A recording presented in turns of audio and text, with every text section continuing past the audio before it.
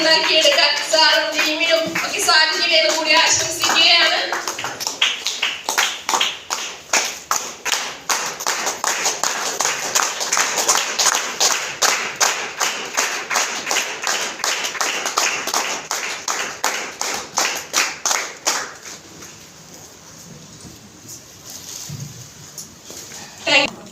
Thank you Shruti madam. എന്തായാലും വളരെയധികം സന്തോഷം. കുറെ നാളുകൾക്ക് ശേഷമാണ് ഞാനിവിടെ ഒപ്പം GTS-ൽ പങ്കെടുക്കുന്നത്. വരാറുണ്ട്, മുമ്പ് വന്നിട്ടുണ്ട്. ഇവിടെ സ്ഥിരമായിട്ട് മണ്ണാർക്കാട് പരിസരത്തൊക്കെയാണ് എൻ്റെ ബിസിനസ് കൂടുതൽ. എന്തായാലും വളരെയധികം സന്തോഷം. ഇന്ന് വളരെ ഗംഭീരമായിട്ട് ഇവിടെ കാവ്യ മാഡം ഇവിടെ പ്ലാൻ പ്രസന്റ് ചെയ്തു അല്ലേ? എന്തായാലും നല്ലൊരു കൈ കാര്യമാണ്. അതേപോലെ തന്നെ വളരെ എനർജറ്റിക് ആയിട്ട് വളരെ ചടുലമായിട്ടൂടെ MC കൈകാര്യം ചെയ്ത ശ്രുതി മാഡത്തിനും എല്ലാ തരത്തിലുള്ള എന്തായാലും എനിക്കും വളരെയധികം സന്തോഷം. വളരെ ഒരു ശരിക്കും പറഞ്ഞാൽ ഒരു ചെറിയ ക്രൗഡാണെങ്കിലും നമ്മളിതിൽ കുറെ ആളുകൾ, പുതിയ ആൾക്കാരുണ്ടാവാം, പഴയ ആൾക്കാരുണ്ടാവാം. എൻ്റെ ജോലി എന്ന് പറഞ്ഞാൽ ഇത് അവസാനിപ്പിക്കലാണ്. അതുകൊണ്ട് എല്ലാവർക്കും സന്തോഷം ഉണ്ടാവും അല്ലെ? അവസാനിപ്പിച്ച് പോകാനാണ് എന്താ. അപ്പോ അത് മാത്രമല്ല, എൻ്റെ ഒരു എക്സ്പീരിയൻസ് ഇരിക്കുന്ന പല ആളുകൾക്കും, പുതിയ ആളുകൾക്കും പ്രയോജനപ്പെടാം, പഴയ ആളുകൾക്കും ഇതിലൊന്ന് ഉറച്ചു നിൽക്കാനുള്ള ഒരു പ്രചോദനം കിട്ടുകയാണെങ്കിൽ അതിലാണ് എനിക്ക് സന്തോഷമുള്ളത്. ഓക്കെ, ഇവിടെ പരിചയപ്പെടുത്തി. പേര് രാജീവ് എന്നാണ്, രാജീവൻ ടി രാജ എന്നാണ് മുഴുവൻ പേര്. തൃശ്ശൂരാണ് സ്വദേശം. ബൈ പ്രൊഫഷൻ ഞാനൊരു അഡ്വക്കേറ്റ് ആണ്. ഇവിടെ ശരിക്കും പറഞ്ഞാൽ ഇവിടെ പ്രസന്റ് ചെയ്തപ്പോ നിങ്ങൾ ഈ പ്ലാനൊക്കെ കേട്ടിട്ടുണ്ടാവും. ഇതുപോലെ ഇതിന്റെ എങ്ങനെ വരുമാനം കിട്ടും എന്നൊക്കെ നമുക്ക് കേട്ടിട്ടുണ്ടാവും. പക്ഷെ ഞാനിത് ഇത്തരത്തിലൊന്നുമല്ല ഈ ബിസിനസ്സിലേക്ക് കടന്നു വന്നത്. ഞാൻ ഒരു ഏകദേശം 25 കൊല്ലം വക്കീലായിട്ട് പ്രാക്ടീസ് ചെയ്തുകൊണ്ടിരിക്കുന്ന ഞാൻ ആ സമയത്ത് ഈ അവസരം കേൾക്കുന്ന അവസരമല്ല, ഒരു വ്യക്തി എന്നോട് വന്ന് ഈ ഒരു ഉൽപ്പന്നങ്ങളെ കുറിച്ച് പറയുന്ന സമയത്ത്, ഓഫീസിൽ വന്ന് പറയുന്ന സമയത്ത് ഞാൻ ഏകദേശം 25 കൊല്ലം പ്രാക്ടീസ് ഉണ്ട്, വക്കീലായിട്ട് പ്രാക്ടീസ് ഉണ്ട്. അങ്ങനെ ആ സമയത്ത് ഞാനൊരു 3 ബാങ്കുകളുടെ ലീഗൽ അഡ്വൈസർ ആയിരുന്നു. പാനൽ അഡ്വക്കേറ്റ് ആണ്. ബാങ്കിന്റെ ഒക്കെ പാനൽ ഉണ്ടാവും, ആ പാനലിൽ അഡ്വക്കേറ്റ് ആയിരുന്നു. സ്റ്റേറ്റ് ബാങ്കിന്റെയും, ബാങ്ക് ഓഫ് ബറോഡയും, കോർപ്പറേഷൻ ബാങ്കിന്റെ ഒക്കെ പാനൽ അഡ്വക്കേറ്റ് ആയിരുന്നു. അതുപോലെ ESI കോർപ്പറേഷൻ എന്ന് പറഞ്ഞ സെൻട്രൽ ഗവൺമെന്റ് സ്ഥാപനത്തിന്റെ പാനൽ അഡ്വക്കേറ്റ് ആയിരുന്നു. അതുപോലെ ന്യൂ ഇന്ത്യ അഷുറൻസ് എന്ന് പറയുന്ന ഒരു കമ്പനിയുടെ പാനൽ അഡ്വക്കേറ്റ് ആയിരുന്നു. അല്ലാതെ വർക്കുകളൊക്കെ ഇരിക്കുന്ന നല്ല തിരക്കുള്ള സമയത്തായിരുന്നു എന്റെ ഓഫീസിൽ വന്ന് ഈ ഉൽപ്പന്നങ്ങൾ പരിചയപ്പെടുത്തിയത്. അടുത്ത സുഹൃത്തൊന്നുമല്ല, പല പ്രാവശ്യം ഒരു റിയൽ എസ്റ്റേറ്റുമായി ബന്ധപ്പെട്ട് ഒരു സ്ഥലം വാങ്ങിക്കുന്നതിന് ബന്ധപ്പെട്ട് എനിക്ക് വേണ്ടിയിട്ട് എൻ്റെ ഒരു ബന്ധുവിന്റെ സ്ഥലം വാങ്ങിക്കുന്നതിന് വേണ്ടി ബന്ധുവിന് മേടിക്കുന്നുണ്ട്. അത് ഓഫീസിൽ പല പ്രാവശ്യം വന്നപ്പോൾ ഒരു പരിചയത്തിന്റെ മുകളിൽ നിർബന്ധിച്ചപ്പോൾ ആള് നല്ല ഉൽപ്പന്നങ്ങളാണ് എന്ന് പറഞ്ഞ് നിർബന്ധിച്ചപ്പോൾ അദ്ദേഹത്തിന് കുറച്ച് ഉൽപ്പന്നങ്ങൾ മേടിക്കാൻ തയ്യാറായി. അത് കുറച്ച് ഉൽപ്പന്നങ്ങളല്ല, കുറച്ച് അധികം ഉൽപ്പന്നങ്ങൾ ഉണ്ടായിരുന്നു. ഈ അധികം ഉൽപ്പന്നങ്ങൾ ഉണ്ടായിരുന്നതുകൊണ്ട് പിന്നെ എനിക്കാണെങ്കിൽ സമയം എന്ന് പറയുന്ന ഒരു വക്കീലിന്റെ ലൈഫ് എന്ന് പറഞ്ഞാൽ രാവിലെ ഒരു 9 മണിക്ക് 9 മണിക്ക് തുടങ്ങിയ വൈകുന്നേരം ഒരു 8 മണി 9 മണി വരെ ഉണ്ടാവും. ഇതിനിടയിൽ പ്രത്യേകിച്ച് വലിയ കാര്യങ്ങളൊന്നും ചിന്തിക്കാൻ ചിലപ്പോൾ സമയം കിട്ടാറില്ല.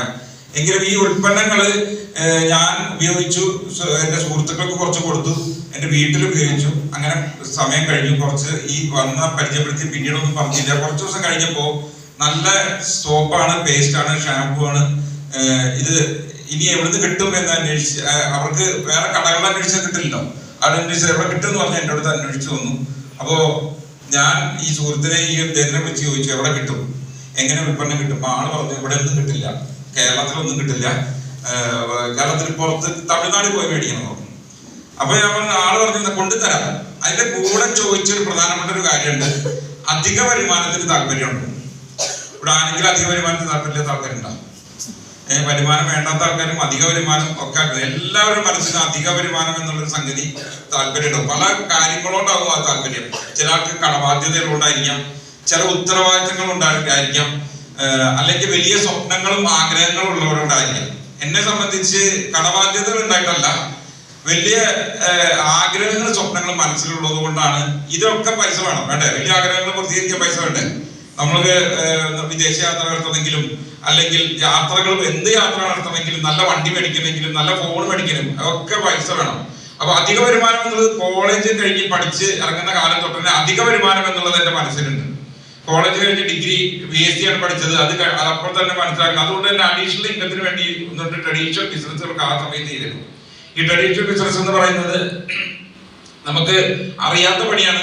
എങ്കിലും അധിക വരുമാനം കിട്ടുന്നതിന് വേണ്ടി ഒന്ന് രണ്ട് കാര്യങ്ങൾ ചെയ്യുന്നുണ്ട്. ഷെയർ മാർക്കറ്റിൽ കുറച്ച് ഇൻവെസ്റ്റ് ചെയ്തു, അതുപോലെ തന്നെ കമ്പ്യൂട്ടറിന്റെ പെരിഫറൽസിന്റെ ബിസിനസ്, അങ്ങനെയുള്ള കുറച്ച് കാര്യങ്ങളൊക്കെ ചെയ്ത് അതൊന്നും അറിയാത്തത് കാരണം അതിന്റെ പണം നഷ്ടപ്പെട്ടു എന്നല്ലാണ്ട് പ്രത്യേകിച്ച് ഒന്നും ഉണ്ടായില്ല. അത് കഴിഞ്ഞ് വന്ന് ഞാൻ LLB എന്ന് പറയുന്ന ഈ ഒരു മേഖലയിൽ LLB പഠിച്ചു. അങ്ങനെ വക്കീലായ സമയത്തും ഞാൻ വന്ന മേഖല എന്ന് പറയുന്നത് ശരിക്കും പറഞ്ഞാൽ ഒരു മണി ഓറിയന്റഡ് ആയിട്ട് പ്രവർത്തിക്കാൻ പറ്റിയ ഒരു മേഖലയല്ല. ആണോ? നിങ്ങൾ വിശ്വസിക്കുന്നുണ്ടോ? അങ്ങനെ നിങ്ങൾ കാണുന്നുണ്ടോ അല്ലെ? വക്കീൽമാരൊക്കെ വലിയ വണ്ടിയിലും പൈസക്കാരൊക്കെ ആയിട്ട് നടക്കുന്ന കാണുന്നുണ്ടോ? ശരിക്കും വക്കീൽ പണി കൂടെ അങ്ങനെ പൈസ ഉണ്ടാക്കാൻ പറ്റിയ ഒരു മേഖലയാണെന്ന് നിങ്ങൾ വിചാരിക്കുന്നത്? ഞാനങ്ങനെ വിചാരിക്കില്ല. എന്താ കാരണം? വക്കീൽ പൈസ ഉണ്ടാക്കണമെങ്കിൽ എന്ത് ചെയ്യണം? എന്താ വേണ്ടത്? സാധാരണഗതിയിൽ നാട്ടില് അടിപിടി പ്രശ്നം, കംപ്ലീറ്റ് വഴിത്തർക്കം അല്ലേ, ഭാര്യ ഭർത്താവിന് വേറെ തിരിക്കുക, ഇതൊക്കെയല്ലേ ചെയ്ത് നല്ല കാശ് കിട്ടുള്ളൂ അല്ലെ? ഡോക്ടറും അങ്ങനെ ഉണ്ടല്ലേ? എന്നാ ഡോക്ടർ പൈസ ഉണ്ടാക്കണം എന്ത് ചെയ്യണം? നാട്ടിൽ നിന്നുള്ള അസുഖവും പ്രശ്നങ്ങളൊക്കെ വേണ്ടേ? അപ്പൊ ഞാനങ്ങനെ ആഗ്രഹിക്കാത്തത് കാരണം എന്നാൽ എനിക്ക് വലിയ സ്വപ്നങ്ങളും ആഗ്രഹങ്ങളും ഉണ്ട്. ഇതിനെങ്ങനെ പൈസ കിട്ടണം, അധിക വരുമാനം എന്നുള്ളത് അപ്പോഴും മനസ്സിലുണ്ട്. എന്റെ പ്രൊഫഷൻ എന്ന് പറഞ്ഞാൽ ഒരു സർവീസ് ഓറിയന്റഡ് പ്രൊഫഷനാണ്. ആ സർവീസ് ഓറിയന്റഡ് അധിക വരുമാനത്തിലൂടെ എന്തെങ്കിലും ചെയ്യണമെന്ന് ആഗ്രഹമുണ്ട്. പക്ഷെ കയ്യില് മുമ്പ് പൈസ മേടിച്ചത് കിട്ടുന്ന ആളുകളുടെ ചോദിക്കാൻ പറ്റാത്തതുകൊണ്ട് മിണ്ടാതിരിക്കുമ്പോഴാണ് ഇങ്ങനെ വന്ന് ചോദിക്കുന്നത്. അധിക വരുമാനം ഒരു ബിസിനസ് ഉണ്ടെന്ന് പറഞ്ഞു. അപ്പൊ ഞാൻ എത്ര പൈസക്ക് കിട്ടും ചോദിച്ചു. 1000 2000 ഒക്കെ മാസത്തിൽ കിട്ടുന്നതാണ് ആള് പറഞ്ഞു. അന്ന് ചുരുക്കി പറഞ്ഞാണ് എന്നോട്. അങ്ങനെ പറഞ്ഞപ്പോ എന്റെ മനസ്സിലൊരു ആഗ്രഹമായിരുന്നു, അന്നൊരു ബുള്ളറ്റ് ബൈക്ക് മേടിക്കണം. അതിന് 4750 രൂപ EMI ഉണ്ട്. അപ്പൊ 2000 കൂടെ കിട്ടിയാൽ 2750 വരെ കണ്ടെത്തിയാൽ മതിയല്ലോ. ഈ ഒരു ചിന്തയിലൂടെ ഇതെങ്ങനെ കിട്ടുമെന്ന് ചോദിച്ചപ്പോൾ ആൾ എന്നെ വിളിച്ചുകൊണ്ടേ എറണാകുളത്തേക്ക് ഒരു പ്രോഗ്രാമിന് എന്നെ വിളിച്ചുകൊണ്ടേ. ഈ പ്രോഗ്രാമിന് വിളിച്ചുകൊണ്ടിരുത്തിയപ്പോ അവിടെ വലിയ ഇതുപോലെ പ്രസന്റേഷൻ ഉണ്ടായിരുന്നു, ഇതുപോലെ പല കാര്യങ്ങളും പറഞ്ഞു. വലിയ വരുമാനം കിട്ടുന്ന ലീഡേഴ്സ്, വലിയ വരുമാനം. ഞാൻ 2000 വർഷം പോയപ്പോ അവിടെ വലിയ ഇൻകം, അവിടെ സ്റ്റേറ്റ്മെന്റുകളൊക്കെ കാണിച്ചപ്പോൾ ഞാൻ ഭയങ്കര എക്സൈറ്റഡ് ആയി. ഈ കൊണ്ടുവന്ന ആളത്ര സീരിയസ് ഒന്നും ആയിരുന്നില്ല ആള്. ഞാൻ ഈ എക്സൈറ്റ്മെന്റ് ഇത് കണ്ട് അവർക്ക് കിട്ടുന്നുണ്ടെങ്കിൽ ഇതെങ്ങനെ എനിക്ക് എന്റെ മനസ്സിൽ അധിക വരുമാനം എന്നുള്ളത് കിടക്കുകയാണ്. ഇത് കിട്ടാൻ എങ്ങനെയെന്ന് അറിയാൻ വേണ്ടി പിന്നീട് നിരന്തരം ഞാൻ അങ്ങോട്ട് ചോദിച്ചു. അതില് ആ വന്നത് കൂട്ടത്തില് ഒരു നമ്മുടെ എന്റെ ഒരു ഗ്രേറ്റ് ലീഡർ ആയിട്ടുള്ള ITC ലീഡറായിട്ടുള്ള ശരൺകുമാർ സാർ ഉണ്ടായിരുന്നു. അദ്ദേഹത്തിനോട് ഞാൻ കണക്റ്റഡ് ആയി അദ്ദേഹത്തിന്റെ കൂടെ അദ്ദേഹം എങ്ങനെ കിട്ടുന്ന അറിയാനായിട്ട് നിരന്തരമായി ട്രെയിനിങ്ങുകളും പ്രോഗ്രാമുകളിലൊക്കെ ഞാൻ പോകാൻ തുടങ്ങി. അങ്ങനെ കിട്ടുന്ന സമയങ്ങളിൽ ഞാൻ ശനി ആഴ്ച ദിവസങ്ങളിൽ ഒഴിവുണ്ടാക്കി പോകുന്ന രീതിയിൽ പോകാൻ തുടങ്ങിയപ്പോ കുറെ കാര്യങ്ങളിൽ എനിക്കൊരു തിരിച്ചറിവുണ്ടായി. എനിക്ക് വലിയ ആഗ്രഹങ്ങളുണ്ട്, സ്വപ്നങ്ങൾ ഇതൊക്കെ ഉണ്ട്. ഇതൊക്കെ ഒറ്റയ്ക്ക് പണിയെടുത്തുകൊണ്ട് നേടാൻ പറ്റുന്നതാണ്. നമ്മളൊക്കെ എല്ലാം ധരിച്ചു വെച്ചിരുന്ന പൊതുസമൂഹം അങ്ങനെയാണ് അല്ലെ? വലിയ വീട് വേണം, കാർ വേണം, ഒക്കെ വേണം, പക്ഷെ ഒറ്റയ്ക്ക് പണിയെടുത്ത് നേടുന്നതാണ് ചിന്തിച്ചുകൊണ്ടിരിക്കുന്നത്. പക്ഷെ അത് നടക്കില്ല എന്നുള്ളൊരു കാര്യം എനിക്ക് അവിടെ നിന്ന് തിരിച്ചറിവ് കിട്ടി. ഒറ്റയ്ക്ക് പണിയെടുത്തുകൊണ്ട് ഞാൻ ഇനി 25 കൊല്ലം കൂടി പ്രാക്ടീസ് ചെയ്താലും ഇനി 50 കൊല്ലം പ്രാക്ടീസ് ആയാലും എനിക്ക് ഇതൊക്കെ നേടാൻ പറ്റില്ല എന്ന് എനിക്കറിയാം. എന്തുകൊണ്ട് അതെങ്ങനെ അറിയും? 50 കൊല്ലം പ്രാക്ടീസിൽ ഒരു വക്കീലിന്റെ എങ്ങനെ ജീവിക്കുന്നു നോക്കിയാൽ പോരെ? ഒരു 50 കൊല്ലം പ്രാക്ടീസിൽ വക്കീൽ എങ്ങനെ ജീവിക്കുന്നില്ല, അതുപോലെ എനിക്ക് ആവാൻ പറ്റുള്ളൂ. അത് പോരാന്നുള്ള ചിന്തകൾ കൊണ്ടാണ് ഞാൻ നിൽക്കുന്നത്. അതേപോലെ തന്നെ ഒറ്റയ്ക്ക് പഠിച്ചുള്ള സ്വപ്നങ്ങളും പൂർത്തീകരിക്കാൻ പറ്റും. രണ്ടാമത്തെ ഒരു കാര്യം, ഇതിൽ ഏറ്റവും വലിയ കാര്യം നോമിനേഷൻ ഫെസിലിറ്റിയാണ്. ഞാൻ പറഞ്ഞു 3 ബാങ്കിന്റെ ലീഗൽ അഡ്വൈസറാണ്, ഒരു ഇൻഷുറൻസ് കമ്പനിയുടെയും ഒരു സെൻട്രൽ ഗവൺമെന്റ് സ്ഥാപനത്തിന്റെ ഒക്കെ പാനൽ അഡ്വക്കേറ്റ് ആണ്. പക്ഷെ ഇതൊക്കെ ഞാൻ ഉണ്ടെങ്കിലേ ഉള്ളൂ. ആണോ അല്ലോ?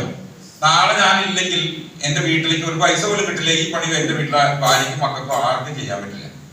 അത് അവിടുന്ന് തിരിച്ചറിവുണ്ടായത് ആ തിരിച്ചറിവ്. അപ്പൊ നാളെ നമ്മളെ അത്രയും അൺസെക്യൂർഡ് ആണ് എന്നുള്ള ഒരു ചിന്ത മനസ്സിൽ വന്നു. അപ്പൊ എങ്ങനെ എന്റെ കുടുംബജീവി ഈ ചിന്ത ഈ ബിസിനസ്സിൽ വരുമ്പോ എനിക്ക് പ്രതീക്ഷ നൽകുന്ന വാക്കുകൾ, ഇതിൽ ടീം ഉണ്ടാക്കി വരുമാനം കിട്ടിയ ആളുകളെ കണ്ടപ്പോ ഇതിൽ വലിയ വരുമാനം കിട്ടാൻ ടീം ഉണ്ടെങ്കിൽ നടക്കുമെന്നുള്ളൊരു ചിന്ത അന്നുണ്ടായിരുന്നു. അന്ന് ഞാൻ പറഞ്ഞു കേരളത്തിൽ അന്ന് ഔട്ട്ലെറ്റ് ഇല്ല, വളരെ കുറച്ച് പ്രൊഡക്റ്റേ ഉള്ളൂ. എന്നിട്ട് പോലും വലിയ വരുമാനം കിട്ടുന്ന ആളുകളെ അവിടെ കണ്ടപ്പോ ഇതിന് വലിയ നാളെ ഇതൊക്കെ വരുമെന്ന് കമ്പനിയുടെ ട്രെയിനിങ്ങുകൾ കേട്ടപ്പോ എനിക്ക് മനസ്സിലായി. ഞാൻ പറഞ്ഞു തുടക്കത്തിൽ ഞാൻ ട്രെയിനിങ് മാത്രം അറ്റൻഡ് ചെയ്തിരുന്നു. എന്റെ ജോലി എന്ന് പറഞ്ഞാൽ റെസ്പോൺസിബിൾ ആയിട്ടുള്ള ജോലിയാണ്. ഒരു ഫയൽ ഉണ്ടെങ്കിൽ പോലും രാവിലെ തൊട്ട് വൈകുന്നേരം വരെ അവിടെ ഇരിക്കണം, കോടതിയിൽ ഇരിക്കണം, സമയം പോകും. അപ്പോ അത് പെട്ടെന്ന് അതൊക്കെ വലിച്ചെറിഞ്ഞ് പോരാൻ പറ്റാത്തതുകൊണ്ട് ട്രെയിനിങ്ങുകളായിരുന്നു തുടക്കത്തിൽ ചെയ്തിരുന്നത്. ലീഡേഴ്സ് വിളിക്കുന്ന പല ട്രെയിനിങ്ങുകളും സമയം ഉണ്ടാക്കി പോവുക എന്നുള്ളതായിരുന്നു എന്റെ വെരി പാർട്ട് ടൈം ആയിട്ടാണ് ഞാൻ ചെയ്തിരുന്നത്. അപ്പൊ ഇത് തിരിച്ചറിവ് വന്നപ്പോ നാളേക്ക് ഇത് കിട്ടുമെന്നുള്ള തിരിച്ചറിവ് വന്നപ്പോ ട്രെയിനിങ്ങുകൾ നിരന്തരം അറ്റൻഡ് ചെയ്തു. എങ്ങനെ ഇത് കിട്ടാൻ വേണ്ടിയുള്ള എന്നെ സംബന്ധിച്ച് ഈ ബിസിനസിനെ കുറിച്ച് ഒന്നും അറിയില്ല. എന്റെ വീട്ടില് എന്റെ അച്ഛനൊരു ഗവൺമെന്റ് ഉദ്യോഗസ്ഥനാണ്, അമ്മ വീട്ടമ്മയാണ്, ബിസിനസ്സായിട്ട് യാതൊരു പാരമ്പര്യവും ഇല്ല.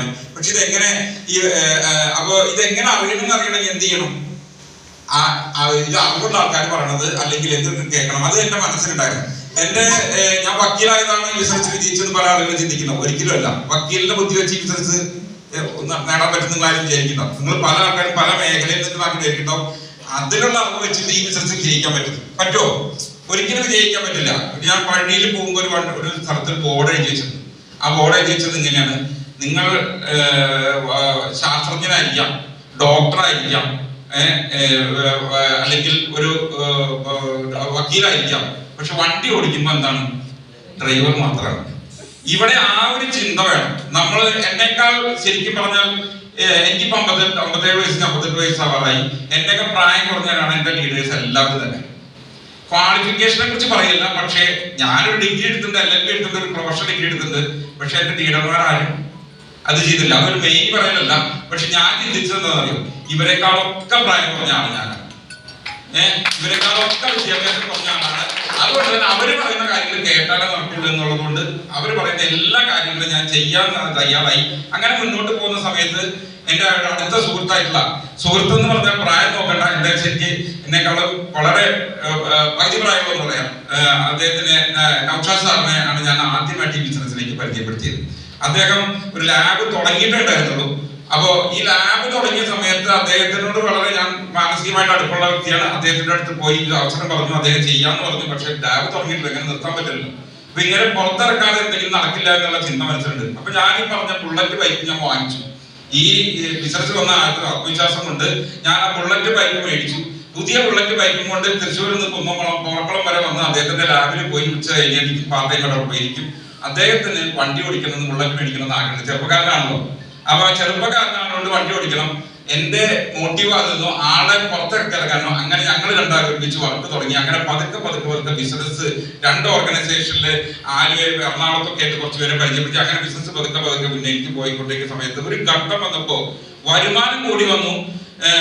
ഇതില് റെസ്പോൺസിബിൾ, വക്കീലിന്റെ പണി പോലെ തന്നെ റെസ്പോൺസിബിൾ ആണ് ഈ ബിസിനസ് എന്ന് വിശ്വസിക്കുന്ന ഒരാളാണ്. അങ്ങനെ എത്ര പേര് വിശ്വസിക്കുന്നുണ്ട്? നമ്മൾ ആശ്രയിച്ച് നിരവധി ആളുകൾ ബിസിനസ്സിൽ കടന്നു വരുന്നുണ്ട്. അവരുടെ ജീവിതങ്ങളിൽ മാറ്റം വരുത്താൻ നമ്മൾ തയ്യാറായാൽ മാത്രമാണ് ഈ ബിസിനസ്സിൽ വിജയിക്കാൻ സാധിക്കുള്ളൂ. അല്ലാതെ അവർ കൊണ്ടിരുന്ന ബിസിനസ്സിൽ നിന്ന് എനിക്ക് കിട്ടുന്ന ചിന്തിച്ചാൽ ബിസിനസ് വിജയിക്കോ? അങ്ങനെയാണ് ഈ ബിസിനസ് ഒന്നിനും കൊള്ളില്ല. അപ്പൊ കൂടെ വന്നവർക്ക് മാറ്റം ഉണ്ടാണെങ്കിൽ നമ്മൾ എന്ത് വേണം? നമ്മൾ ഉത്തരവാദിത്തം ഇറങ്ങി എടുക്കണം. അപ്പൊ ഒരു ഘട്ടം വന്നപ്പോ ഇത് ഏത് കരിയറായിട്ട് എടുക്കണം? 10-30 ഏതാണ്ട് 25-28 കൊല്ലത്തെ പ്രൊഫഷണൽ കരിയറായിട്ട് നിലനിർത്തണോ, അതോ മൈലേജ് സ്റ്റൈല് 2 വർഷം 3 വർഷമായിട്ട് തുടങ്ങിയില്ല, മൈലേജ് സ്റ്റൈല് കരിയറായിട്ട് വേണം തീരുമാനം എടുക്കേണ്ട ഒരു സമയം വന്നപ്പോ ഞാൻ തീരുമാനം എടുത്തത് വക്കീലിന്റെ ജോലി മാറ്റി വെച്ചുകൊണ്ട് MI life style full time തുടക്ക സമയത്ത് ലീഗൽ ആണോ എന്നുള്ള പ്രശ്നങ്ങളൊക്കെ ഇവിടെ ഇരിക്കുന്ന ആളുകളൊക്കെ ചിന്തിക്കുന്നുണ്ടാവുക. ഞാൻ വക്കീലെ കുറച്ചുകൂടി സംശയക്കാരാണല്ലേ വക്കീലന്മാര്, എന്തിനും സംശയത്തിലൂടെ കണ്ടു. ഞാൻ നോക്കുമ്പോ വല്ലാതെ സംശയിക്കുന്നില്ല. എന്താ കാരണം എന്ന് വെച്ചാൽ എനിക്ക് വരുമാനം വേണം. അപ്പൊ അതുകൊണ്ട് നോക്കിയപ്പോ 2 കാര്യങ്ങൾ ലീഗലാണ് നന്നു. അന്ന് കിട്ടുന്ന പ്രൊഡക്റ്റ് ഒക്കെ ബില്ല് എടുത്തിട്ടാണ്. അതുകൊണ്ട് തന്നെ അത് ടാക്സ് കൊടുക്കുന്നുണ്ട്. കിട്ടുന്ന വരുമാനം ടാക്സ് കിട്ടുന്ന. അപ്പൊ ഇത് മാത്രമേ അന്ന് നോക്കാനുള്ള കാര്യങ്ങൾ ഉണ്ടായിരുന്നുള്ളൂ. പക്ഷെ ഇന്ന് ഇവിടെ ഇരിക്കുന്ന ആളുകൾ എല്ലാവരും വളരെ ഭാഗ്യവന്മാരാണ്. ആണല്ലോ. ഇന്നൊരു മിനിസ്ട്രിയുടെ കീഴിലാണ് ഈ ബിസിനസ്, അല്ലെ? ഉപഭോക്തൃ മിനിസ്ട്രിയുടെ കീഴിലാണ് ബിസിനസ്. കേരള സെൻട്രൽ ഗവൺമെന്റ് ഒക്കെ മിനിസ്ട്രിയുടെ കീഴിലാണ് ബിസിനസ്. ഇന്ന് കൃത്യമായ നിയമമുണ്ട്. കഴിഞ്ഞ 2025 ഫെബ്രുവരി 19 കേരളത്തിൽ ഇന്ന് ഏറ്റവും വലിയ പ്രഖ്യാപനം നടത്തിയിട്ട് 1 കൊല്ലം കഴിഞ്ഞിട്ടുള്ള സമയമാണ് ഇപ്പോ. ഏകദേശം ഏതാനും ദിവസങ്ങൾ കഴിഞ്ഞു. 1 കൊല്ലം കഴിഞ്ഞ് ഏതാണ്ട് ഒരാഴ്ച കഴിഞ്ഞിട്ടുണ്ടാവും. അപ്പൊ ഇവിടെ ഇരിക്കുന്ന എല്ലാവരും തന്നെ ഇന്ന് സംശയിക്കേണ്ട യാതൊരു ആവശ്യമില്ല. കേന്ദ്രത്തിൽ നിയമമുണ്ട്, കേരളത്തിലെ നിയമമുണ്ട്, കൃത്യമായ ഗൈഡ് ലൈൻസ് ഉണ്ട്, ഇതിനെല്ലാം സപ്പോർട്ട് ഉണ്ട്, ട്രേഡ് യൂണിയൻ ഉണ്ട്, എല്ലാ കാര്യങ്ങളും വന്നിട്ടുണ്ട്. ഇന്നിപ്പോ ഇന്ന് ഞാൻ തുടങ്ങുന്ന സമയത്ത് ഔട്ട്ലെറ്റുകളില്ല. ഇന്നിപ്പോ ഓരോ 25 കിലോമീറ്റർ പോകുമ്പോഴും നമുക്ക് ഔട്ട്ലെറ്റുകൾ കേരളത്തിലുണ്ട്. ഇന്ത്യയിൽ മുഴുവൻ 1000-ഓളം ഔട്ട്ലെറ്റ്. ഓൺലൈനിൽ വേണമെങ്കിൽ പ്രൊഡക്റ്റ് കിട്ടാനുള്ള സംവിധാനങ്ങളും ഇന്നുണ്ട്. തുടങ്ങുമ്പോൾ 25-30 പ്രൊഡക്റ്റ് ഉണ്ടെങ്കിൽ ഇന്ന് എത്ര പ്രൊഡക്റ്റ് ഉണ്ട്? കൃത്യം 112-ഓളം പ്രൊഡക്റ്റുകൾ ഇന്ന് നമ്മുടെ കയ്യിലുണ്ട്. അതിൽ 28 പ്രൊഡക്റ്റുകൾ എന്താണ്? ആയുഷ് പ്രീമിയം സർട്ടിഫൈഡ് ആയിട്ടുള്ള പ്രൊഡക്റ്റുകളാണ്. ഞാൻ തുടങ്ങുന്ന സമയത്ത് വലിയ റിസൾട്ട് കിട്ടിയിട്ടുള്ള ആൾക്കാരുണ്ടായിരുന്നില്ല. ഇന്നിപ്പോൾ പ്രൊഡക്റ്റിന്റെ റിസൾട്ട് കിട്ടി സാറ്റിസ്ഫൈഡ് ആയിട്ടുള്ള എത്ര പേരുണ്ട്? ഇവിടെ ഇരിക്കുന്ന എത്ര പേരുണ്ട്? ഇവിടെ ഇരിക്കുന്ന നോക്കിയാൽ എല്ലാ ആളുകളും സാറ്റിസ്ഫൈഡ് ആയിട്ടുള്ള ആൾക്കാരാണ്. എത്ര പേര് വരുമാനം കിട്ടിയെന്ന് സംശയിക്കുന്നത്? ഇന്ന് എത്ര പേര് തുടങ്ങിയിട്ട് വരുമാനം കിട്ടിയ ആൾക്കാരുണ്ട്? ഇതില് മിക്ക എല്ലാവരും വർക്ക് ചെയ്തിട്ടുണ്ടെങ്കിൽ അതിനനുസരിച്ച് പ്ലാൻ അനുസരിച്ച് വരുമാനം കിട്ടിയ ആൾക്കാരാണ്. അപ്പൊ പണിയെടുത്ത വരുമാനം കിട്ടുന്നത് ഉറപ്പായിട്ടുള്ള ഒരു സാഹചര്യത്തിലാണ് ഇവിടെ നിൽക്കുന്നത്. അപ്പൊ ഞാനിതിൽ വന്ന് ശക്തമായി പ്രവർത്തിച്ച് ഞാൻ പറഞ്ഞു, എന്റെ നേട്ടങ്ങളെ കുറിച്ച് പറയുകയാണെങ്കിൽ ആദ്യം വണ്ടി മേടിച്ചു, ഇതിന്റെ ഒരു കോൺഫിഡൻസോടുകൂടി അതേ ഒരു 6 മാസം കഴിഞ്ഞപ്പോ ഒരു 10 ലക്ഷം രൂപ പോലെയുള്ള ഒരു എർട്ടിക കാർ ഞാനൊന്ന് വാങ്ങിച്ചു. അത് വാങ്ങിച്ചതിന് മുമ്പ് പോയി ഞാൻ ആ കാർ നോക്കിയതാണ്. EMI നോക്കിയപ്പോ എനിക്ക് വേണ്ടാന്ന് വെച്ചാൽ എന്തുകൊണ്ടാണെന്ന് വെച്ചാൽ 7 പേര് വരുന്ന കാർ വേണം. എന്റെ വീട്ടില് ഞാന്, അച്ഛൻ, അമ്മ, വൈഫ്, 2 കുട്ടികളുണ്ട്. അപ്പൊ 6 പേരുണ്ട്. അപ്പൊ 7 പേരുകാരുടെ വണ്ടി വേണം. ഇത് നോക്കിയിട്ട് ആദ്യം EMI നോക്കിയിട്ട് വേണ്ടാന്ന് വെച്ചതാണ്. പക്ഷേ ഈ ബിസിനസ് കൊണ്ട് ഒറ്റ കോൺഫിഡൻസ് കൊണ്ടാണ് ആ കാറ് ഒരേ വർഷം എന്ന് പറയാം, ഒരു വർഷം എന്ന് പറഞ്ഞാൽ വർഷത്തിന് പകുതി വണ്ടി. ഇത് കണ്ടപ്പോ എന്റെ കൂടെ കുറെ പ്രാക്ടീസ് ചെയ്യുന്ന വക്കീൽമാരുടെ ആൾക്കാരുണ്ട്, 10,000 പേരുണ്ട്. അതിൽ ചില ആളുകളൊക്കെ എന്നോട് ദേഷ്യപ്പെട്ടു തുടങ്ങി, എന്നെ ചില ശത്രുവിനെ പോലെ കണ്ടു തുടങ്ങി. ഇവൻ എന്തോ തരികള പരിപാടിയിൽ ചെന്ന് പെട്ടിട്ടുണ്ടെന്നുള്ള ചിന്തയെ കൂടെ പെരുമാറി തുടങ്ങി. ചില ആളുകൾ ചോദിച്ചു കള്ളക്കടത്തുണ്ടോ എന്ന് ചോദിച്ചു. ഞാൻ ഒന്നും പറയാൻ പോയില്ല. ഞാൻ ശക്തമായിട്ട് വക്കീലന്മാരെ ഞാൻ വിശ്വസിക്കുന്നു, വക്കീലന്മാർ ഈ ബിസിനസ്സിൽ ഉണ്ടാവും ഇല്ലല്ലോ. അതൊരു പ്രത്യേക മാനസികാവസ്ഥയാണ്. എന്താണെന്ന് വെച്ചാൽ അവര് പ്രൊഫഷണലാണ്, അവർ വലിയ അതാണ്, അതല്ലാതെ വേറെ ചെയ്യുന്നത്. പക്ഷെ ഞാൻ ചിന്തിച്ച പോലെ എല്ലാവരും ചിന്തിച്ചോളൂ, നമ്മൾ തർക്കിക്ക് ചെയ്യിക്കാൻ വന്നവരല്ല. ആവശ്യക്കാർക്ക്, സാധാരണക്കാർക്ക് ഈ അവസരം കൊടുക്കുക എന്നുള്ളത് മാത്രമാണ് നമ്മുടെ ജോലി. അത് നമ്മൾ അന്വേഷിച്ചുകൊണ്ടേ ഇരിക്കണം. നമ്മൾ അന്വേഷിച്ചുകൊണ്ടേ ഇരിക്കണം. എല്ലാവർക്കും പറയുക എന്നുള്ളത് മാത്രമാണ് ജോലി. ഞാനിത് ടീമായിട്ട് പ്രവർത്തിച്ച് ഞാൻ പറഞ്ഞു നൗഷാദ് സാർ ബിസിനസ്സിലേക്ക് ഇറങ്ങി. അങ്ങനെ ബിസിനസ് കൂടി വന്നു. ഇതില് അങ്ങനെ പല ഏരിയയിലും പല സ്ഥലങ്ങളിലേക്ക് ഈ ബിസിനസ് വ്യാപിച്ചു. ഞാൻ അറിയാതെ പല സ്ഥലങ്ങളിലേക്ക് ഈ ബിസിനസ് ഞാൻ അറിയാതെ എന്ന് പറഞ്ഞാൽ നമ്മളുടെ കഴുത്തോട് മാത്രമല്ല, നമ്മുടെ കൂടെ വന്ന് നമ്മളെക്കാളും ആവശ്യക്കാരും ചെറുപ്പക്കാരും വഴി ഈ ബിസിനസ് പല ഏരിയയിലും. തൃശ്ശൂരിൽ നിന്ന് പോയി ഞാൻ ഏറ്റവും വലിയ ടീം പാലക്കാടും മലപ്പുറത്തും അതേപോലെ തന്നെ പല സ്ഥലങ്ങളിലൊക്കെ എന്റെ 2 ബ്രാഞ്ച് ബിസിനസ്. ഇന്നിപ്പോ ശരിക്കും പറഞ്ഞാൽ നമ്മൾ സുഖവാസത്തിനൊക്കെ പോവുക എവിടെയാ സാധാരണ? മൂന്നാർ അല്ലെ? ഇന്ന് എനിക്ക് വർക്കിന് പോയാൽ മതി. മൂന്നാറാണ് ഏറ്റവും വലിയ ടീമുള്ളതും. കാന്തല്ലൂര്, നമുക്ക് ബിസിനസ് വരുന്നത്. ഇതൊക്കെ എവിടെയും നമുക്ക് ബിസിനസ് ചെയ്യാം. ഇതുപോലെ സൗകര്യമുള്ള വേറെ ഏതെങ്കിലും സാഹചര്യങ്ങൾ ഉണ്ടാവും. നമ്മൾ ടൂർ പോകാൻ പണം അങ്ങനെയല്ല, അവിടെ പോയ വർക്ക് നടക്കും, ടൂർ നടക്കും. അപ്പൊ അങ്ങനത്തെ സാഹചര്യത്തിൽ നമ്മുടെ ബിസിനസ് വലിയ വലുതായി. ഇതിന് നേട്ടം എന്തുണ്ടായെന്ന് വെച്ചാൽ, നേട്ടങ്ങൾ എന്ന് പറഞ്ഞു കഴിഞ്ഞാൽ ഇവിടെ നിന്ന് ഇങ്ങനെ നിങ്ങളോട് സംസാരിക്കുന്നതാണ് ഏറ്റവും വലിയ നേട്ടം എന്ന് ഞാൻ പറയും. ഇത് വക്കീൽമാർക്ക്, എല്ലാ വക്കീൽമാർക്കും സാധിക്കില്ല. ഞാൻ കോടതി ചെന്ന് കഴിഞ്ഞാൽ ആദ്യം കാണുന്നത് ജഡ്ജിയോ മേശോ കസേരയോ ഒരു ക്ലർക്കിനെയാണ് കാണുന്നത്. 500 പേര് മുന്നിലിരുന്ന് സംസാരിക്കാൻ ഒരു വക്കീലിനും പറ്റിക്കൊള്ളണമെന്നില്ല. പക്ഷെ ഇവിടെ ഈ ബിസിനസ്സിൽ വന്നിട്ടുള്ള പേഴ്സണാലിറ്റി ഡെവലപ്മെന്റ് എന്ന് പറയുന്നത്, ഞാൻ ജീവിതത്തിൽ ഒരിക്കലും ഒരു അധ്യാപകനാവില്ല എന്ന് ഞാൻ ആദ്യം തീരുമാനിച്ചൊരു വ്യക്തിയാണ്. എന്താ കാരണം വെച്ചാൽ ഇത്ര പേരെ മുമ്പിൽ ക്ലാസ് എടുക്കട്ടെ. പക്ഷെ ഇന്നിപ്പോ ഒരു കമ്പ്യൂട്ടർ ബേസിസ് സ്ലൈഡ് ഉണ്ടാക്കി ഇവിടെ ട്രെയിനിങ് എടുക്കാൻ പറ്റുന്നതിൽ എന്നെ പ്രാപ്തനാക്കിയത് മൈലേജ് ടെക് എന്ന് പറയുന്നത്. പിന്നെ ഇതിന്റെ പ്രൊഡക്റ്റ് എന്നുള്ളതാണ് ഏറ്റവും വലിയ ഗുണം. പ്രൊഡക്റ്റ് എന്താണ്? എന്റെ വീട്ടില് ഇതില് ഏകദേശം ഒരു 10-12 പ്രൊഡക്റ്റ് ഞാൻ ഉപയോഗിക്കുന്നുണ്ട്. എന്റെ വീട്ടിൽ എന്റെ അച്ഛനമ്മ ഏജന്റാണ്. അവര് 95ഉം കവചപ്ലാസ്റ്റിക് കൃത്യമായി ഉപയോഗിക്കുന്നതുകൊണ്ട് ആരോഗ്യം നിലനിന്ന് പോകുന്നത് ഞാൻ വിശ്വസിക്കുന്നത് തീർച്ചയായിട്ടും വിശ്വസിക്കുന്നതാണ്. എന്താ കാരണം വെച്ചാൽ നമുക്ക് എപ്പോഴും ആശുപത്രി കൊണ്ടുപോകലല്ല വേണ്ടത്. ഒരു ഏജ് കഴിഞ്ഞാൽ ആശുപത്രിക്ക് കൊണ്ടുപോകാതിരിക്കലാണ് നമ്മൾ ചിന്തിക്കേണ്ടത്. അപ്പോൾ ആ ഈ ഉൽപ്പന്നങ്ങളുടെ ക്വാളിറ്റി സഹായിക്കുന്നത്. പിന്നീട് എന്റെ ജീവിതത്തിൽ ഉണ്ടായിട്ടുള്ളത്, ഞാൻ ഒറ്റയ്ക്ക് കടന്നു വന്നിട്ട് ഒരു വക്കീലായിരുന്നെങ്കിൽ ഒരു 2-3 പേർക്ക് വക്കീൽ ക്ലർക്കുമാർക്ക് ജോലി കൊടുക്കാം. വേറെ എന്തെങ്കിലും കൂടുതൽ സാധിക്കുമോ? ഇന്ന് ഏകദേശം 15,000-ലധികം ആളുകൾ എന്റെ കൂടെ അസോസിയേറ്റ് ചെയ്ത് പ്രവർത്തിക്കുന്നത് പല സ്ഥലങ്ങളിൽ സാധാരണക്കാരായിട്ട്. അതില് ഞാനിപ്പോ പറഞ്ഞു ആ 10 ലക്ഷം രൂപയുള്ള എത്തിക്ക കാർ മേടിച്ച് കഴിഞ്ഞ 3 വർഷമായിട്ട് ഞാൻ ഉപയോഗിക്കുന്നത് ഏകദേശം 26 ലക്ഷം വരെയുള്ള ഒരു മഹീന്ദ്രയുടെ XUV 700 എന്ന് പറയുന്ന കാറാണ് നമ്മൾ ഉപയോഗിച്ചുകൊണ്ടിരിക്കുന്നത്. അപ്പോ ഇത് ഞാൻ ഈ കാർ മേടിച്ചാലെല്ലാം സന്തോഷം. എന്റെ കൂടെ വന്ന ഏകദേശം ഇപ്പൊ നൗഷാദ് സാറിന്റെ ടീമിലും മറ്റു 2 ബ്രാഞ്ചിലും ഇവിടെ ഏകദേശം 25,000-ലധികം ആളുകൾ ഇന്ന് സ്വന്തം കാറിൽ സഞ്ചരിക്കുന്നുണ്ടെന്നാണ്. അതിലേറെ കൂടുതൽ ആൾക്കാർ ഇന്ന് 2 വീലറിൽ സഞ്ചരിക്കുന്നുണ്ട്. ഇന്ന് ആയിരക്കണക്കിന് ആളുകൾക്ക് ഉൽപ്പന്നം എത്തിക്കാൻ സഹായിച്ചു. നിരവധി ആളുകൾക്ക് ജീവിതത്തിൽ മാറാൻ സഹായിച്ചു. പിന്നെ നൗഷാദ് സാറിന്റെ ബിസിനസ് വന്നിട്ട് 2 കാർ മേടിച്ചു, എന്നിട്ട് ഒരു വീട് വെച്ചു. ഇതൊക്കെ സാധിച്ചത് ഈ ബിസിനസ് ഞാനൊരു ഉത്തരവാദിത്തപ്പെട്ട റെസ്പോൺസിബിൾ ആയിട്ടൊരു ആളാണെന്നും എന്റെ കൂടെ വന്നവർക്ക് വരുമാനം മേടിച്ചു കൊടുക്കണം നിൽക്കാൻ വേണ്ടി നിന്നുകൊണ്ടാണ് ഞാൻ ഈ ബിസിനസ് ഇത്രയും എനിക്ക് സാധിച്ചത്. നമ്മൾ ഓരോരുത്തരും അങ്ങനെയാണ് ചിന്തിക്കേണ്ടത്. ഇതിനൊരു തമാശ പോലെ കാണാതെ നമ്മൾ വഴിക്ക് നിരവധി ആളുകളുടെ ജീവിതത്തിൽ മാറ്റം വരുത്താൻ നമുക്ക് കഴിയാൻ പറ്റുന്ന ഒരു ബിസിനസ് ആയിട്ട്, ഇതൊരു ബിസിനസ് ആയിട്ടേ കാണേണ്ട ആവശ്യമില്ല എന്ന് ഞാൻ പറയും. ഇതൊരു ജീവിതമായിട്ട് കാണും. ഇത് ജീവിതവും ബിസിനസ്സും നമ്മൾ വെവ്വേറെയായിട്ട് കണ്ടാൽ ഈ ബിസിനസ് ഒന്നിനും ആസ്വദിക്കാൻ പറ്റില്ല. ഈ ബിസിനസ് ഇത് ജീവിതത്തിന്റെ ഭാഗമായിട്ട് കൊണ്ടുപോകുന്നതാണ്. നമ്മുടെ വീട്ടില് തൊടിയിക്കാതെ ബിസിനസ് കൊണ്ട് നടക്കുന്ന ആളെ ഇതെന്തോ കുഴപ്പം പിടിച്ച പരിപാടി, അങ്ങനെ കൊണ്ടാണെന്ന് ഈ ബിസിനസ് വിജയിക്കില്ല. വീട്ടിലുള്ള ആളുകൾ വീട്ടിലൊക്കെ ഇതിനെ എൻജോയ് ചെയ്ത് ജീവിക്കാൻ പാടില്ല, ഇഷ്ടപ്പെട്ട് ചെയ്താൽ മാത്രമാണ് ഈ ബിസിനസ്. ഇതിൽ അങ്ങനെയല്ല ഇത്രയും സ്വാതന്ത്ര്യമായിട്ട് ബിസിനസ് ചെയ്യാൻ പറ്റുന്ന ഏതെങ്കിലും മേഖല വേറെ ഉണ്ടോ? ഇത്ര നല്ല കമ്പനി വേറെ ഉണ്ടോ? എന്തെങ്കിലും ഒരു കണ്ടീഷൻ ഈ കമ്പനി നിങ്ങൾക്ക് വരുമാനം തരുന്നതിന് പറഞ്ഞിട്ടുണ്ട്. കണ്ടീഷൻ പറയുന്നത് എന്താ? ഇത്ര ചെയ്താൽ കണ്ടീഷൻ എന്ന് പറഞ്ഞിട്ട് ചെയ്തില്ലെങ്കിൽ ഇതുവരെ ചെയ്തുകൂടെ പോകുന്നു പറയുന്നതാണ് കണ്ടീഷൻ. മറ്റെത്ര ചെയ്താൽ നിങ്ങൾക്ക് ഇത്ര വരുമാനം തരുന്ന പറയുന്ന ഒരു കണ്ടീഷനായിട്ട് പറയാൻ പറ്റും. എന്തിനും ഒരു ക്രൈറ്റീരിയ വെക്കാത്ത ഒരു വരുമാനം കൊടുക്കുന്നത് ഒരു സ്ഥാപനത്തിന് വിജയിക്കാൻ സാധിക്കില്ല. ഒരു ഇവിടെ കൃത്യമായിട്ട് എന്തെല്ലാം വരുമാനങ്ങൾ നമുക്ക് തരുന്നുണ്ട്. ഇവിടെ എല്ലാവരും പറഞ്ഞു ആഴ്ച വരുമാനം തരുന്നുണ്ട്, മാസ വരുമാനം തരുന്നുണ്ട്, ദിവസ വരുമാനം തരുന്നുണ്ട്, വർഷത്തിന് വരുമാനം തരുന്നുണ്ട്.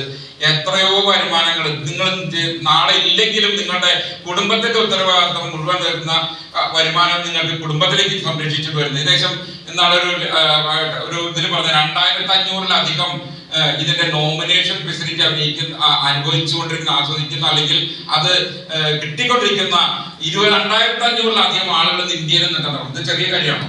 2500 കുടുംബങ്ങളെ സംരക്ഷിക്കുക എന്ന് പറയുന്നത് ചെറിയ കാര്യമല്ല. അപ്പൊ ഇതിനെ റെസ്പോൺസിബിൾ ആയിട്ട് കാണുക. ഇത് ജീവിതത്തിന് വലിയ മാറ്റം. ഞാൻ മാത്രമല്ല രക്ഷപ്പെട്ടത്. ഞാൻ ആദ്യം ബിസിനസ് പരിചയപ്പെട്ട നൗഷാദ് സാർ എന്ന് NTC എന്ന് പറഞ്ഞ റാങ്കിലേക്ക് NTC റാങ്കിൽ നിൽക്കുകയാണ്. CTCയിലേക്ക് പോയിക്കൊണ്ടിരിക്കുകയാണ്. ഞാൻ CTCയിലേക്ക് പോയിക്കൊണ്ടിരിക്കുകയാണ്. നൗഷാദ് സാറിന്റെ കൂടെ വന്ന സ്റ്റാർട്ട് ചെയ്യിച്ച മല്ലിക മേഡം ഇവിടെ വന്ന് സംസാരിച്ച ഷിബിൻ, മല്ലിക മേഡം NTC റാങ്കിലാണ്. അവരുടെ മകൻ ഷിബിൻ എന്ന് NTC റാങ്കിലാണ്. നിരവധി ആളുകളെ ജീവിതത്തിൽ മാറ്റം വരുത്തിക്കൊണ്ടാണ് നമുക്കും മാറ്റം വരുത്താൻ സാധിക്കുന്നത്. ഇതൊരു മനോഹരമായിട്ടുള്ള അവസരമായിട്ട് നമ്മൾ കാണണം. ഇതിനെ ഒരു എങ്ങനെ കാണണം വെച്ചാൽ പഠിക്കല്ല ഈ ബിസിനസ്സിൽ വേണ്ടത്. ഇതിന്റെ ഒരു കാഴ്ചപ്പാട് മാറ്റാണ് വേണ്ടത്. ഈ ബിസിനസ് എന്തിനു വന്നു, എന്ത് ചെയ്ത്, എന്താണ് ഇതിന്റെ കാഴ്ചപ്പാട് നമുക്ക് മാറ്റാൻ സാധിക്കുകയാണെങ്കിൽ ഇതിനൊരു ആത്മാഭിമാനത്തോടെ നമുക്ക് ചെയ്യാൻ പറ്റും. ചീത്ത കാര്യങ്ങൾ എന്തെങ്കിലും ഇത് ചെയ്യുന്നുണ്ടോ? ഇതിനേക്കാൾ നല്ല പ്രൊഡക്റ്റ് നമുക്ക് മാർക്കറ്റിൽ കിട്ടുന്നുണ്ടോ? ഇതിനേക്കാൾ കൂടുതൽ ഗുണം കിട്ടുന്ന പ്രൊഡക്റ്റ് കിട്ടുന്നുണ്ടോ? ഇതിനേക്കാൾ വരുമാനം കിട്ടുന്ന എന്തെങ്കിലും 2,10,000 വരുമാനം കിട്ടാത്ത ആരോട് ഈ അവസരം പറഞ്ഞൂടെ? എത്ര പേർക്ക് 2,10,000 ആഴ്ചയിൽ കിട്ടുന്നുണ്ട്? ഏത് പ്രൊഫഷനിൽ കിട്ടുന്നുണ്ട്? അപ്പൊ ഏതൊരാളോടും പറയാം, ഞാൻ പറയാം, എന്നെ മാറ്റി നിർത്തി ആൾക്കാർ പറയാനുള്ള ഒരു വക്കീലിന് വേണ്ട, ഡോക്ടർക്ക് വേണ്ട എന്നൊക്കെ പറഞ്ഞ് മാറ്റി നിർത്താം. പക്ഷെ ഒരു വക്കീലായതുകൊണ്ട് എന്നോടൊരാൾ അവസരം പറഞ്ഞുകൊണ്ടാണ് ഞാനിവിടെ നിൽക്കുന്നത്. ആണോ അല്ലയോ? അപ്പൊ നമ്മുടെ സമൂഹത്തിൽ ഇഷ്ടംപോലെ ആൾക്കാർക്ക് ഇത് അവസരം ആവശ്യമുണ്ട്. ശക്തമായിട്ട് ഇതിനെ ഒരു ഏറ്റെടുത്തതിന്റെ കാഴ്ചപ്പാട് മാറ്റാണ്. ഞാൻ ഈ ബിസിനസ്സിൽ വന്നതിന് ശേഷമാണ് ആദ്യമായിട്ട് ഒരു വിദേശയാത്ര നടത്തിയത്, പ്ലെയിൻ കയറിയത്. കമ്പനിയുടെ ഫസ്റ്റ് ഇന്റർനാഷണൽ കൺവെൻഷനായിട്ട് മലേഷ്യയിലുള്ള നടന്ന ആ ഒരു ഇന്റർനാഷണൽ കൺവെൻഷനിലാണ് ഞാൻ ആദ്യമായിട്ട് പങ്കെടുത്തത്. ആദ്യമായിട്ട് പാസ്പോർട്ടിൽ ഒരു എൻട്രി വരുന്നതും അവിടെ തന്നെയാണ്. ഞാൻ ഒരിക്കലും അല്ലെങ്കിൽ ഇതിനെ കുറിച്ചൊരു ചിന്തിച്ചു പോലും ഉണ്ടായിരുന്നില്ല. പക്ഷേ അന്നത് സാധിച്ചതും ഇന്ന് ജീവിതത്തിലെ കാഴ്ചപ്പാട് മാറ്റാൻ പറ്റിയിട്ടുള്ള ഒരു കമ്പനിയിലാണ്. ഇന്ന് ഇന്ത്യയിൽ തന്നെ നമ്പർ 1 ആയിട്ടുള്ള മൈലേജ് സ്റ്റൈൽ എന്ന് പറഞ്ഞ ഈ കമ്പനിയിലാണ്. അപ്പോൾ നമ്മളൊക്കെ ഈ ബിസിനസ്സിൽ കടന്നു വന്നതുകൊണ്ട് വളരെ സന്തോഷമുള്ള കാര്യം, ഈ കഴിഞ്ഞ 652 എത്രാമത്തെ ആഴ്ച, ഇന്ന് 659 ആഴ്ചയിലാണ് നമ്മൾ നിൽക്കുന്നത്. 165 മാസത്തിലാണ്. 652 ആഴ്ചയിലും എന്റെ അക്കൗണ്ടിലേക്ക് 2,10,000 എന്ന് പറഞ്ഞാൽ ഏതായാലും ഇതൊരു ടീം വർക്കിന്റെ ഭാഗമാണ്. ഞാൻ പറഞ്ഞു, ഇത് എനിക്ക് ഒറ്റയ്ക്ക് കിട്ടിയതല്ല. 450 രൂപ മുതൽ 1,15,000, 1,20,000 രൂപ വരെ എന്റെ കൂടെ ഉള്ളവർക്ക് വരുമാനം കിട്ടിക്കൊണ്ടാണ് ഈ വരുമാനം എന്റെ അക്കൗണ്ടിലേക്കും വന്നത്. ഇനി ബിസിനസ്സിൽ കടന്നു വന്ന് കഴിഞ്ഞ ആദ്യത്തെ 2.5 വർഷം പാർട്ട് ആയിരുന്നു. 8 വർഷത്തില് 2.5 വർഷം പാർട്ട് ചെയ്തു. ബാക്കിയുള്ള ആ സമയത്തും വരുമാനം കിട്ടിയിട്ട് ശക്തമായി പ്രവർത്തിച്ച കഴിഞ്ഞ ഇത്രയും വർഷങ്ങൾക്കുള്ള ഏകദേശം 60 ലക്ഷത്തോളം ഇൻകം എന്റെ അക്കൗണ്ടിലേക്ക് ഈ ബിസിനസ്സിലൂടെ എനിക്ക് കിട്ടാൻ സാധിച്ചിട്ടുണ്ട്. വേറൊരു മേഖലയിൽ നമുക്ക് സാധിക്കാത്ത വളർച്ച അടിയുറച്ച് വിശ്വസിച്ച് നമുക്ക് പ്രവർത്തിക്കാൻ പറ്റുകയാണെങ്കിൽ ജീവിതത്തിൽ വലിയ മാറ്റം. നമ്മളെക്കാൾ ചെറുപ്പക്കാരുടെ വരാൻ പോകുന്നത് ഈ ചെറുപ്പക്കാരുടെ കാര്യമാണ്. ഇവിടെ സംസാരിച്ച കാവ്യ മടവയിലും ശ്രുതി മടവയിലും ചെറുപ്പക്കാരുടെ പ്രതിനിധികളാണ് അല്ലെ. ഞാൻ ആദ്യം പരിചയപ്പെടുത്തിയതും ചെറുപ്പക്കാരനുള്ള നൗഷാദ് സാറിനെയാണ്. ഇത് നമ്മുടെ കഴിവിനോ നമ്മുടെ പ്രായത്തിനോ പ്രസക്തിയില്ല. നമ്മള് ചെറുപ്പമായിക്കൊണ്ടിരിക്കുകയാണ് അല്ലെ. എന്താണ് നമ്മള് വയസ്സാവുക എപ്പോഴാണ്? ജീവിതത്തോടുള്ള എക്സൈറ്റ്മെന്റ് എന്ന് നഷ്ടപ്പെടണോ അന്ന് വയസ്സായി തുടങ്ങും.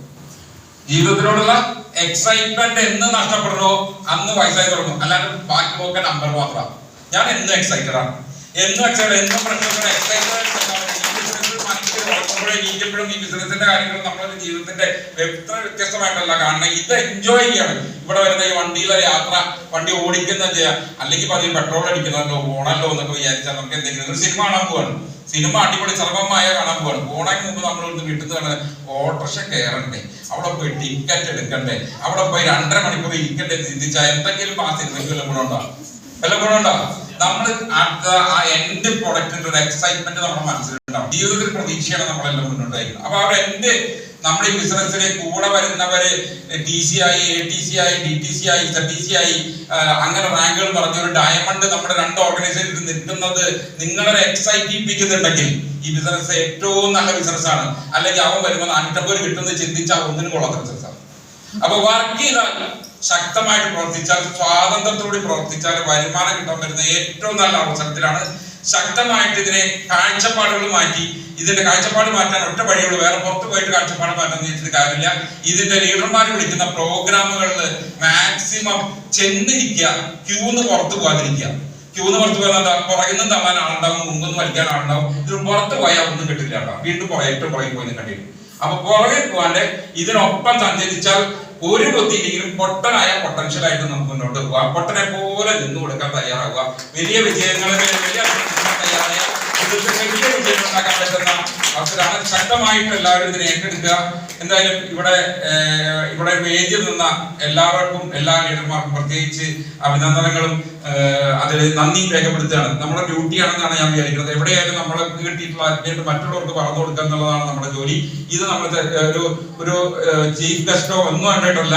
അത് ഞാൻ എന്റെ മനസ്സിൽ എന്റെ ഒരു ഡ്യൂട്ടി ആയിട്ട് കാണുന്നതുകൊണ്ടാണ്. അപ്പൊ ഇവിടെ ഒരിക്കൽ കൂടി കാവ്യ മേഡത്തിനും ശ്രുതി മേഡത്തിനും പ്രത്യേകം അഭിനന്ദനങ്ങൾ അറിയിച്ചുകൊണ്ട് ഇവിടെ കൂടെ പുതുതായിട്ട് വന്ന ആളുകൾ അതൊരു സംശയലേശവിനെ കടന്നു വരാനും ചെയ്യാനും തയ്യാറാവുക. ഇവിടെ തിരുന്ന് തന്നെ ഓർഡർ ഫോം എഴുതിയും അപ്ലിക്കേഷൻ ഫോം എഴുതി സ്റ്റാർട്ട് ചെയ്യുക. വിളിച്ചു കൊടുക്കുന്ന ആളെ വിശ്വസിക്കുക. എന്നെ വിശ്വസിക്കില്ല, വീട് ചേർന്ന ആൾക്കാർ വിശ്വസിക്കുക. ഇത് നിങ്ങൾക്ക് എന്തെങ്കിലും ഇൻസ്പിറേഷൻ ആയിട്ടുണ്ടെങ്കിൽ ഇവിടെ ഇരിക്കുന്ന പുതിയ പഴയ ആളുകളൊക്കെ ഇതിന് ശക്തമായിട്ട് ഉറച്ചു നിന്ന് പ്രവർത്തിക്കാനും തീരുമാനം എടുക്കാൻ പറ്റട്ടെ എന്ന് പറഞ്ഞുകൊണ്ട് ഈ പ്രോഗ്രാം ഇന്നിവിടെ കൺക്ലൂഡ് ചെയ്തായിട്ട് പ്രഖ്യാപിക്കുന്നു. Thank you.